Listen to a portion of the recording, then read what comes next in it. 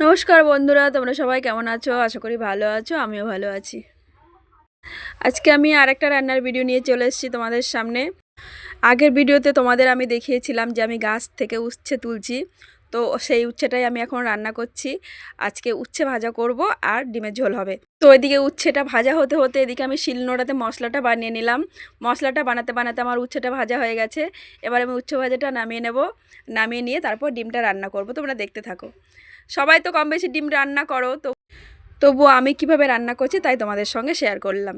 ডিমটা আমি প্রথমে ভেজে নিলাম। ভেজে নেওয়ার পরে আমি আলুটাকেও ভেজে নেব। আলুটা ভেজে নেওয়ার পরে তারপর মশলাটা কষিয়ে আমি ডিমটা রান্না করব।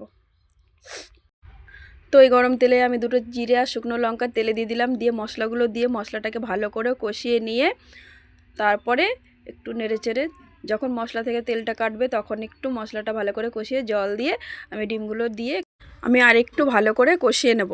ডিম আর আলুটা দিয়ে যদি একটু ভালো করে কষিয়ে নেওয়া যায় তাহলে একটু ভালো হয়। তো ডিমটা আর আলুটা দিয়ে আমি আরেকবার এটাকে কষিয়ে নিয়ে তারপর আমি জল দিয়ে দেবো। জলটা দিয়ে একটু ফোটাবো। তোমার রান্নাটা প্রায় হয়েই গেছে। এবার একটু ফুটে উঠলে আমি একটু গরম মশলা দিয়ে ঝোলটাকে নামিয়ে নেব।